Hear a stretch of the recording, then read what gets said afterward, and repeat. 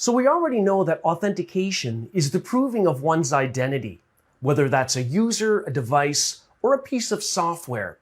So after successful authentication, we get authorization to use a resource. Now this means that based on the permissions that were granted to the service principal, so to the user, to the computer, or to the software, we'll determine what resource permissions it has. So this can only occur after authentication. Now, when we say resources, these are the targets that we can apply permissions to. It could be files on a file server, rows in a database table. It could be a web application or even just a subset, one part of a web application. Now, if we take a look at how this works together, we know that a device, a user, or software component authenticates. Based on the permissions granted, then the resource access is permitted. And normally what goes hand in hand with that is auditing. We want to be able to track, for accountability purposes, who or what accessed which resource, for how long, and on which date and time. So let's take a look at how we might work with authorization. In this particular case, we're going to do it in the cloud.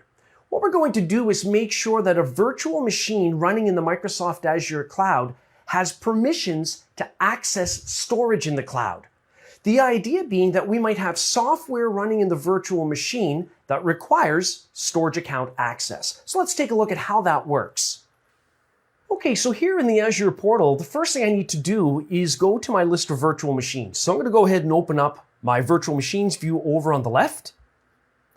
And I'm going to select one of my virtual machines.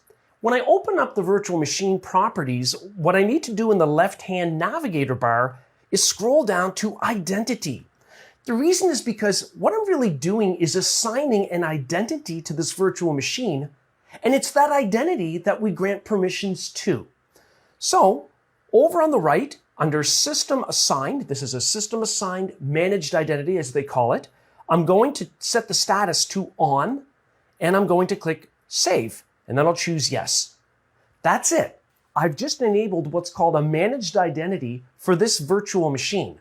Now, as a result of having done that, I can now assign permissions to this virtual machine called VM2. Otherwise, I wouldn't be able to assign permissions to it if I hadn't done this. Now, let's see how that would work, how we would assign the permissions. So as an example, in the left-hand navigator, I'm going to go all the way down to storage accounts. I want to assign permissions to VM2 to a particular storage account. So I would open up the storage account because I want to set permissions on it. This is all about authorization. And what I would do is click Access Control IAM in the navigation bar. IAM stands for Identity and Access Management. Well, what I want to do here is click the Add button over on the right, choose Add Role Assignment. Now the role, I'm going to click to open the drop-down list, and I'm going to type in the word storage to filter the built-in roles, which are collections of related permissions. I want to filter it by the word storage. And let's say I want to select storage account contributor, so to be able to manage the storage account and everything in it. Now the question is, how do I assign that role, that group of permissions, to the virtual machine?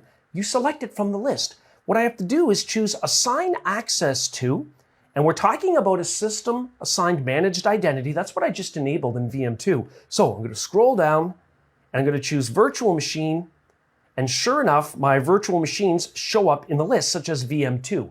The only reason those virtual machines are showing up there is because of what I did. I enabled a managed identity.